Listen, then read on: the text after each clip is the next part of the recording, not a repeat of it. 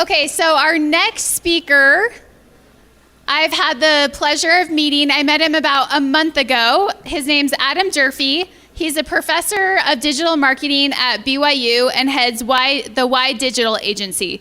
If you don't know what Y Digital is, basically BYU has an in-house marketing agency, and they have clients who come to them and they do various different digital marketing projects. And it is one of the coolest things that I've ever seen. It's a few years old, and I am jealous of all of those BYU students who get to go through that program. Adam is an amazing professor, and a few fun facts about him. So he is actually the speaker who holds the world record. And where is Adam? Oh, you're right there. You're right behind me. Okay, so what is that in? What do you hold the world record in? Oh, wow, that's cool. He made the world's longest donut. Nice. And then his favorite book is Radical Candor. He hates superhero movies, and he won the Social Media Innovator of the Year for 2019 by Social Media Today. So without further ado, Adam Durfee. Thanks. Sorry, lots of stuff. Oh, just like a forward and a backward? All right. Yes, Sweet. yeah. All right. I'm excited to be here with those of you who are willing to brave the virus and come out and hang out with us. Any of the speakers previously infected, by the way? Am I done for now? We didn't Lysol this down, so. All right. Too soon? No, this is present. This is hip. This is trending. You're digital marketers. You know this stuff. So I'm super happy to be here. Thank you for the wonderful intro.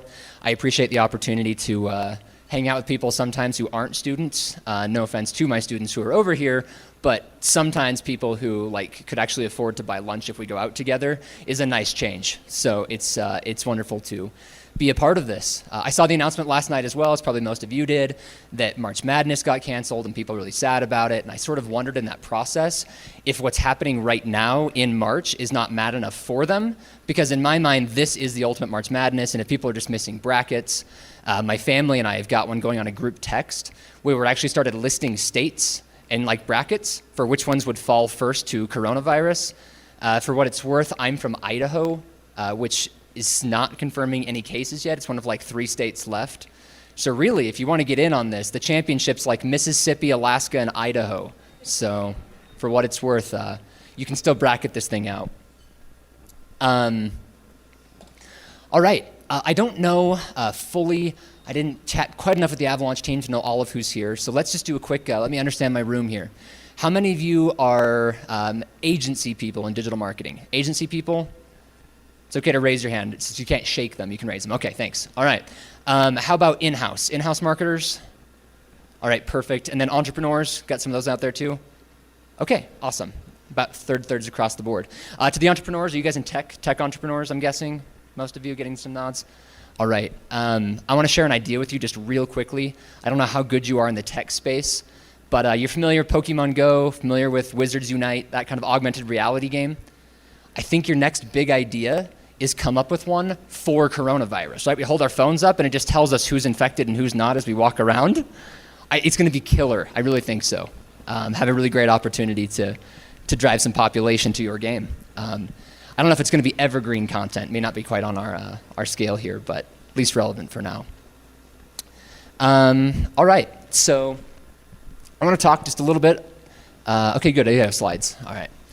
It's really weird not to have my own computer and be running through things. So as mentioned, I'm Adam. I'm the founder of the Y Digital agency. And thank you to the great intro. It took most of my thunder. I think there's supposed to be a video here. Let's see if it pops up if I tap this again. All right. So Y Digital is a full-service digital marketing agency on the campus of Brigham Young University. Prior to working there, I was the digital marketing director at another agency. I ran that for about 5 years and then ultimately decided that I kept having students come one after another asking for jobs, and they were all equally terrible at digital marketing and equally unqualified to work for me.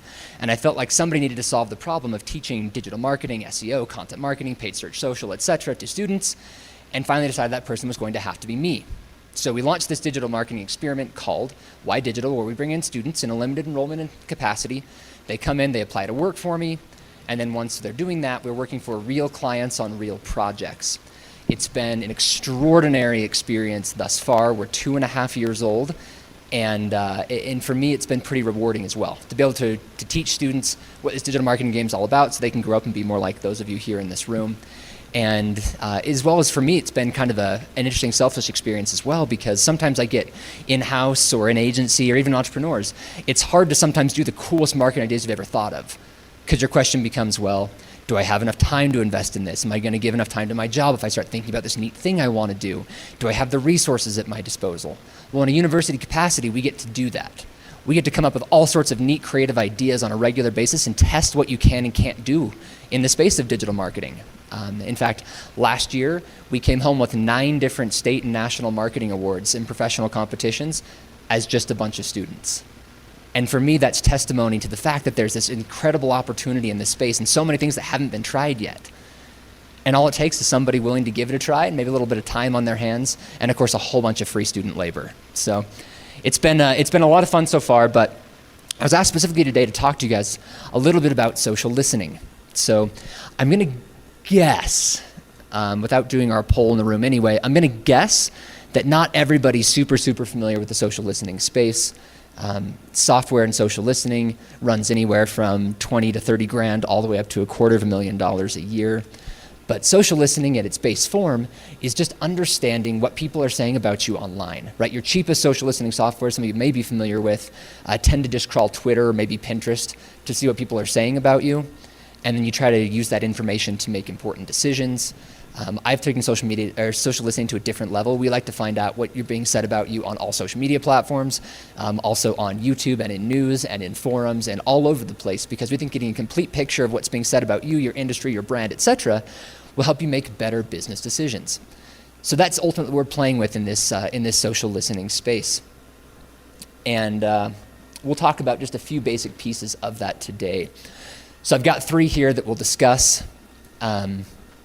Our idea, firstly, is just identifying mentions. And that far left one you're seeing here, that tends to be where the majority of companies stop when it comes to the social listening space. I was at the Social Shakeup show in Atlanta a couple years back when social listening was first really getting on its hot side. And as people talked about that, all they would talk about is these great big command centers they'd have with 8, 10 screens in front of them, and they would use those to do nothing more than just find out who was talking about them at any given time. Live media mention streams, you've probably seen those before. If you ever tweet at airlines, they're pretty common, and they'll respond back to you and see what you're saying. And to me, that was just about the least important use of social listening to me. Speaking to digital marketers, talking about omni-channel marketing like Mitch talked about, and talking about this idea of being full service to people, it felt like if we're just doing something in the social listening space by just listening to what people say directly about us, we're leaving opportunities on the table. So I came up with a few ideas in the social listening space, tried them with our students, and then last year presented a few things at Social Media Week out in New York to talk about some stuff we can do. You guys will get a small taste of some of those things here today, so hopefully it'll be useful to you in braving coming out. So to start out, we're gonna use a brand. Now I'll be honest with you, I was just mentioning this to Luke, wherever Luke went, that if I hadn't had to turn in these slides 2 weeks ago, we would have done a live social case study on coronavirus outbreaks, because it would have been, I think, a lot of fun to walk through some things live time, see what's being said by news organizations, people, etc. Unfortunately, I did this a couple weeks ago and set these slides in. I did grab some accurate numbers for you I can share with you if you're interested on the next break or whatever. But in this case, we'll use a brand I care a lot about, and that's the brand Honey Bunches of Oats. It's also the brand that you have to fight people for in the grocery store now if you want to bring a box home. All right, we've hit peak popularity here. And we're going to pretend that we are the digital marketers for Honey Bunches of Oats for about 10 minutes here together and talk about how we might use social listening on Honey Bunches of Oats to create the sort of content that'll engage people and sell a whole lot more boxes of cereal. So first things first is we need to track our media mentions, we need to track our social media mentions, and then our sentiment. We call this our brand context in-house. We're going to use social listening just to understand where are we in the space of the market. So we'll find out first, these are people talking about Honey Bunches of Oats as a brand. And then all I've done is taken all of those mentions, I've run them through a simple sentiment analysis software, which helps us understand if those people are talking about us positively or negatively. As you'll see on the screen in front of you, Honey Bunches of Oats generally gets a fairly positive set of reviews online, which tells me I might be okay to do some marketing, right? If I come up in the space of super negative sentiment, I might decide some brand management or some brand messaging may be a little bit more important to me and my brand because people don't like me very much. In this case, I'm gonna green light the project because I've got a lot of good things going. By the way, if you want to understand where you stand in the face of competition, all you do is take the same process I just ran for Honey Bunches of Oats, and you'd run that against Grape Nuts and Cheerios and Rice Chex and all the other cereals I think play in your space, and you could track media mentions for all of them, as well as positive, negative sentiment, and that would give you an understanding of where you stand contextually within your market. The way I took this project is instead of competing with other cereals, I wanted to know where I stood in the industry context as a whole. It's not necessarily against a competitor, but simply in the space of the healthy breakfast cereal market. Does Honey Bunches of Oats appeal to people who want to eat healthy? So I'm talking more about the space of oatmeal and bananas for breakfast and that sort of concept. So we want to take a look at that. So first things first, we've got to find out if we're there or not. You'll notice I've got a small note. If your eyes aren't super good, you probably can't see it. But when I do sentiment analysis, I tend to eliminate all neutral mentions. And that's just simply because if somebody just says, I ate Honey Bunches of Oats this morning, I don't know if they liked it, if they didn't like it, and that doesn't particularly help me understand where my brand stands. So I tend to eliminate most neutral mentions and instead focus just on people who have passion one way or the other. You'll of course notice in this, there's a massive spike toward the beginning of August. On any given day, we've got, what is that going to be? 5-ish thousand people talking about Honey Bunches of Oats across the United States of America. And then all of a sudden one day there's like, over 30,000 people who talk about this. We do have to investigate that, find out what it's all about. I sourced it back to you for Twitter. I do this only because there's at least one person out there who has sit and been looking at the slide for 3 minutes now, just wondering what it was. So this is for you. It's this guy right here. He's working at a factory and says, y'all know why I'm here. And strangely, he looks a little bit like that lady who used to do the Honey Bunches of Oats commercial, to which somebody responded, wow, you work at Honey Bunches of Oats? And that took off and everybody started making memes about it, and it became a short-term August 8th, 2019 phenomenon. So, by the way, in case you also care, he does not work for Honey Bunches of Oats. He just happened to look like the lady who used to do the commercials. So that covers your spike in mentions. All right, so now that we've done that and tracked those sentiment through, now we want to look at topics. So we'll do that. We'll take a look at what are people saying when they talk about Honey Bunches of Oats. I put together a topic wheel because for me, this graphically helps me understand pretty clearly what people talk about in this space. So if they mention Honey Bunches of Oats, what other words show up? Once again, this includes YouTube comments, it includes forums, it includes transcripts of news articles, you name it. If it's on the internet, we grab it, run it through a text analyzer, and then simply we build out behind the scenes, in case you're really nerdy, we build out neural networks to find correlation between words, and then we just put those in a way that makes a little more sense. So we build this out, we find out when you talk about Honey Bunches of Oats, we also talk about cereal, makes sense, milk, eating, love, almonds, etc. Then if you talked about Honey Bunches of Oats and milk, you would talk about those next things on the right. These are in degrees of importance. So if you say you love Honey Bunches of Oats, you would also say whole family, breakfast, etc. So we're seeing all the words that we say. This is what the conversation from Honey Bunches of Oats looks like. Nextly, I want to know what people talk about when they talk about healthy breakfast cereal.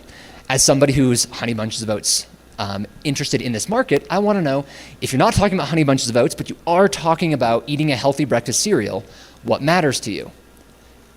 Notice the difference in our charts here. What I want to point out is, we'll cover about this in a little bit, but can you see the word protein on that third ring out there? I guess technically second ring. Do you see that? You'll see it twice. It'll be linked once on bowl of cereal and once on the peanut butter side. We'll talk about protein. Is that peanut butter or is it? No, sorry, it's on cereal bar side. So you'll see protein.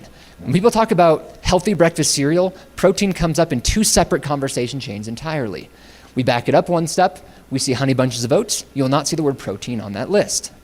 So we realize there's a discrepancy in our content gap. Honey Bunches of Oats is positioning themselves in such a way where we want to be healthy, but we're not talking about protein. People who talk about being healthy assume protein's a piece of that. Now we're starting to get our clues. Put them side by side here, and I want to ask our questions. I tell my students to think about that gut instinct, that feeling. When you're reading these, what do we think it tells us in some way, shape, or form? I'll start right at the camera. Let's get this photo. All right. Okay. So when we're talking about this, we want to get it. So what do we see? What are we missing here? And obviously I just have you identify one. Protein matters. That's going to be important to our messaging. So we're going to make that note, especially talk to our content people that way. And we're going to say, listen, guys, we've got to be thinking about messaging. We've got to be thinking about the content. SEO. We want to talk about SEO? How are we going to rank? Well, we want to talk about healthy breakfast cereal. People want protein. I think we're very, very silly to think that Google doesn't pay attention to what people say about something. Therefore, they probably care about us saying protein. You want to rank for healthy breakfast cereal, which, by the way, Honey Bunches of Oats does not rank on page 1 of Google for that. Maybe we should be considering the protein play. Last thing I want to take a look at is our audience profiling. So now we know what people are saying about our product. We know what people are saying about our industry. We've got to know who these people are in the first place. And this is one of the most fun things that we get to do in social listening that to date, almost no brands do. And that's why I like it. First, we want to map out everybody who talks about or likes Honey Bunches of Oats. Who are they? How old are they? What are they interested in? What behaviors do they have? Do they travel? Do they commute? Do they play games online? Do they like Netflix instead of Hulu? Who are these people? Because understanding who those people are help us identify possible content opportunities. The next thing we have to graph, because that's not enough, by then that's where most companies stop, right? Most of you built a persona for your own audience, so this is not unfamiliar territory. But how often do you build a persona for then your industry? I call it a reference audience. We choose X number of people across the planet, people who eat breakfast, people who live in the United States of America, people who commute to work, people who like Stranger Things, you name it. We pick them and we say that's our reference audience, and we chart everything about that reference audience. Using all the social data available to you, we find that out. Who do they follow on Twitter? Who do they like on Facebook? What do they talk about on Instagram? What channels do they subscribe to on YouTube? And by building that out, we can map them. Then we look for overlap. And you might think, look, there's a bunch of interesting overlap. Unfortunately, when we find that interesting overlap, we don't want to use it. We don't like the overlap because the overlap tells us your audience is the same as everybody else in all of these ways. We're far more interested in finding out what makes our audience unique. Inside Why Digital, we call this affinity. We want to find out if our audience has an affinity towards certain products or celebrities or behaviors that's significantly greater than affinity they may have from our reference audience. We know a lot of people like Apple. Does our audience like Apple more than the average person? If they do, that's a brand we now care about. And if they don't, if it's the same, we don't care as much about it. Does that make sense? We want to find out what do we have just a unique passion for as an audience, because if we talk about that, then we'll be talking about a second thing our audience cares a lot about in sort of a new way. So these are the questions we start to ask. Went ahead and graphed some of this for you, and we find out, here's what we see. On the apologies. So we're looking here at a reference audience versus a standard audience. We're finding out our audience is 66% female. Our target audience is that outside ring, and you'll notice the target audience is about 55% female, which tells us our audience is significantly more female than our average audience, right? You can run a simple t-test on this and prove statistical significance, so this matters to us. Next thing we're going to find out is our age categories. You'll see there we have the target versus the reference again, and find out that our audience skews a little bit older than an average audience, probably what most of you would expect for Honey Bunches of Oats. Then along the bottom, these are absurd. I call these 5-star affinities. Our audience likes these 10, 20, 30 times more than the average person. They love Barbra Streisand. They love yogurt. They like lemonade. They love true crime dramas, and they like TMZ. And they like these a heck of a lot more than an average person should like any of those things. So for me, these are content clues. This is something that speaks to my audience in sort of a different, unique way that maybe you wouldn't think about in your typical content war room. So when we look at that, we start to say, what should we do? Well, we learned about podcasting this morning, which is awesome. So like, what if we launched a true crime podcast sponsored by us, and we get Barbra Streisand, or make it about her, right? Totally fictional, carry this on, jump into that podcast game, and guess who might actually enjoy that? People who like Honey Bunches of Oats, because you've just spoken to everything they care about. And now we're talking about creative content production that becomes incredibly interesting to our audience. That's how we brand ourselves. That's the purpose of all of this messaging.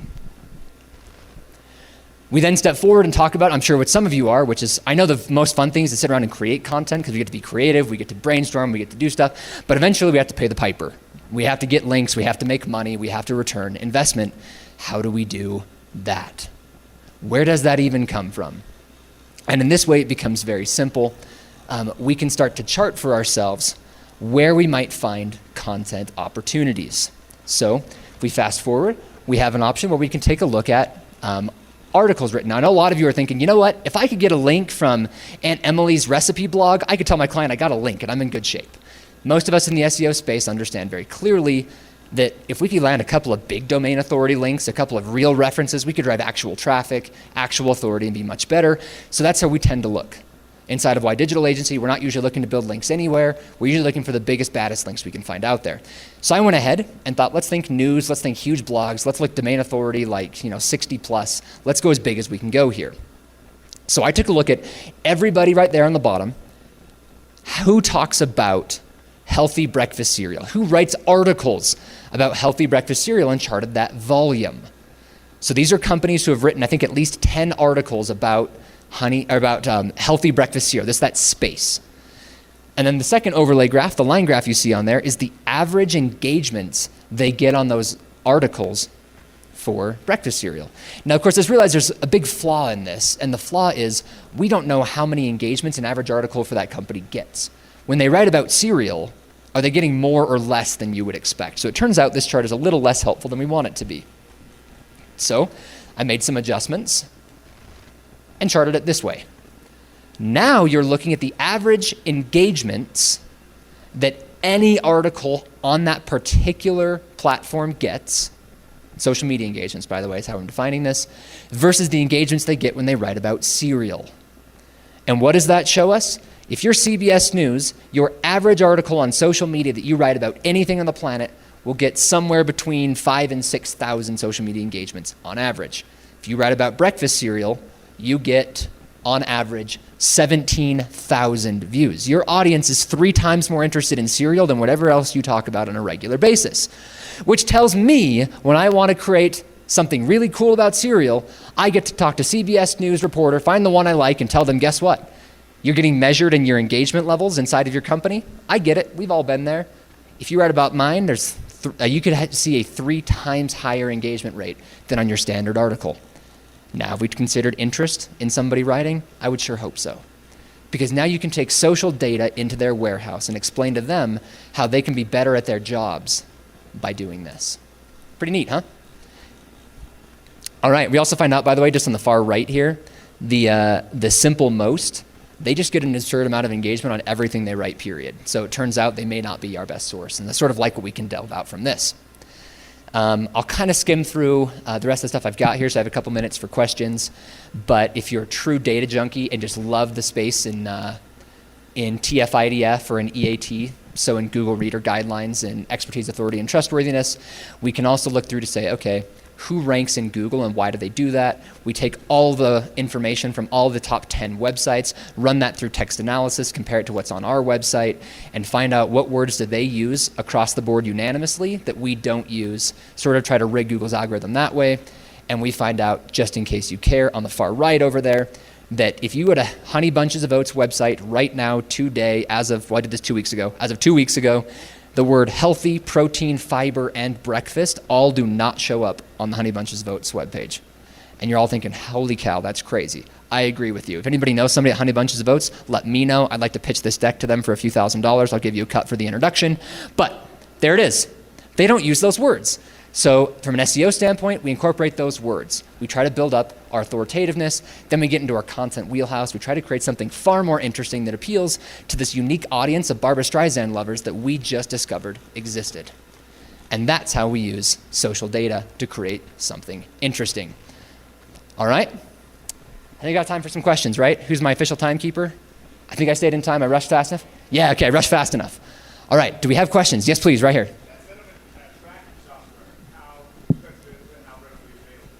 These are great questions. So he asked, sentiment analysis, how readily available and how expensive is it? So I will tell you they come in levels of cost. What I use is I'm using 2 sets of software.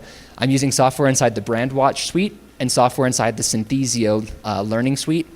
My BrandWatch software costs about $100,000 a year. My Synthesio software costs about $250,000 per year. So you can buy a brand new house in cash in Utah every year or use the software that I'm using. However, there are smaller packages and other tools available. Highly recommend you take a peek at them. Take a look at social listening softwares on a budget, and you'll see a regularly updated list of options inside that sentiment analysis software space. What you want to look for when you're looking sentiment learning software is you want to find one ideally that allows you to do some manual coding. So sentiment softwares are not all created the same. Some of them will take automated sentiment across everything just based on keywords, and they'll assign something positive or negative. The hit rate on that is lower than I want it to be. So if you identify a sentiment analysis software that allows you to code 100 posts by hand, and then a machine will learn how you coded and then code for you, you'll get a much higher accuracy rate. So if you find one that lets you do some manual coding like that, it'll be significantly better. Other questions? What do you want to know? Yes, please.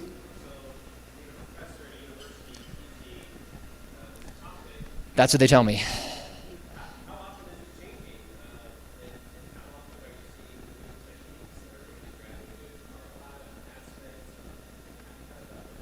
Every freaking semester. The question is, how often do things change in this space when I'm trying to teach this? And the answer is, every time I teach the class. I can survey my students. How many syllabi have you guys seen from me? Probably 0. I'm getting to 0, yep. I've never sent out a syllabus to any of my students because it's outdated the moment I write it. So instead, the students show up to class having no idea what we're going to do every day, and we discover something cool that we saw, or if we feel like there's a particular industry that hasn't innovated enough recently, we sit as a group and think about something cool that we could do. And so our whole idea in our Why Digital space is to actually, we call ourselves a lab. We want to be a laboratory for ideas. We won't want to be the followers of everything that everybody else is doing, because the reality is we'll do it worse than you guys do it. You're all the experts. Our goal is to sit down as a group and talk about what's not being done yet, because we don't have the pressure on us of deadlines and ROI and these things that clients need today. We have the opportunity to sit around and say, guys, if there were this cool thing in digital marketing, how might that work? How could we try that? And then we have the ability to do that. So that's kind of a unique space that we get to play in that's pretty lucky for us. And we hope that some pretty unique, pretty innovative ideas will come out of there. As mentioned in my intro, last year I received the award for Social Media Innovator of the Year by Social Media Today and PR News, which was really exciting for me. And a lot of that goes to the techniques that we've been inventing in Why Digital. So I give a lot of that credit to our students who've been great that way. More questions?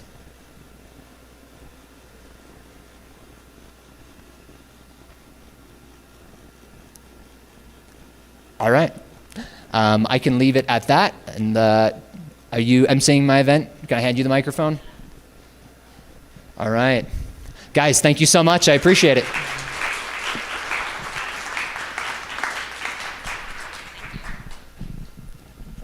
Oh, sure. Yeah, thank you. Great. Thanks so much, Adam. And welcome to the BYU students. I didn't know that all of you guys were here. So stand up if you're a BYU student. Awesome. Woo. Well, thanks for coming.